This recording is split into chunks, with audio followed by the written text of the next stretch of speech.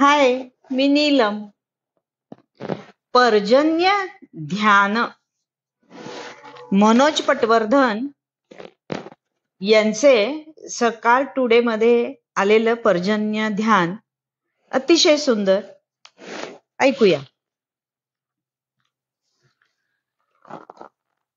योगतज्ञ मनोज पटवर्धन यांच्या या लेखामध्ये त्यांनी पाऊस आल्यानंतर जे करण्याचं ध्यान आहे त्या संबंधीची योगिक पद्धत सांगितलेली आहे.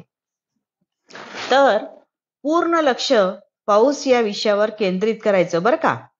शांतपणे डोळे मिटून बसायचं आणि मी आता जे काही बोलणार आहे ते ऐकत राहायचं.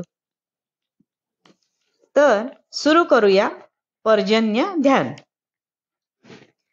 पाऊस म्हटलं की त्याची वेगवेगळी रूप ही आलीच.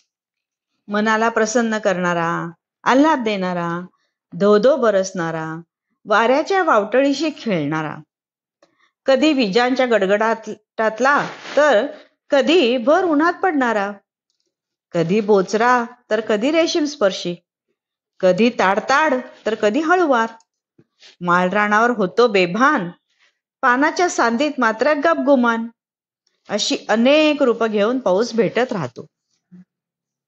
पावसाचा एखादा थेंबही त्यांना मनात आनंदाची असंख्य कवाडं खुली करतो. सुकलेल्या रोपट्यांना ताजतवानं करतो. पावसाच्या प्रत्येक थेंबागणिक बळीराजा सुखावतो. पशुपक्षी, माणसं, झाडं झुडपं प्रत्येकाला हवा हवासा वाटणारा पाऊस.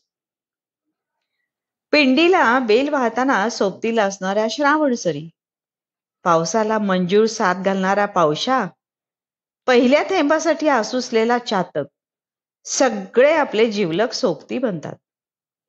वर्षा सरींनी सुखावणारी धरती हिरवा शालू नेसून नववधूसारखी नटते. असा हा पाऊस कधी मनाला सुखावणारा तर कधी रुद्रावतार घेऊन दुखावणाराही. वेळापत्रक धुडकावून अचानक थैमान घालणारा अवकाळी पाऊस. वैशाख वणव्यात सगळीकडे शांत शांत असतानाच अचानक वेडावलेलं वारं सुटतं. लांबून गार वाऱ्याबरोबर मातीचा सुगंध येतो. मनाला तृप्त करतो. अगदी क्षणभरच. पुढच्याच क्षणी सोसाट्याच्या वाऱ्यासह पडणारा पाऊस जीवाला भेदरवून सोडतो. मे महिन्यात गडगडाटी वळीव येतो आणि गारांच्या वर्षावांनी जीभ थंडथुंडली करून सोडतो. मग येतो उन्हाळा संपल्याची चाहूल देत मान्सून पूर्ण पाऊस. जूनच्या मध्यावर मान्सूनचं आगमन होतं आणि झाडं झुडपं हिरवीगार होतात. सगळीकडे हिरवळ पसरते. नदी नाले ओढे ओसंडून वाहू लागतात. काळ्या कुट्ट ढगांनी भरलेला आभाळ बरसायला सुरुवात करतो. पाऊस मनात खूप आठवणी जाणवतो. चिंब पावसात खेळलेले खेळ, पाण्यात कागदाच्या सोडलेल्या होड्या, बहरलेलं माळरान, रानात कानी पडलेला मोरांचा आवाज, झोडपणारा धुवाधार पाऊस मनही धुवून लख्ख करतो.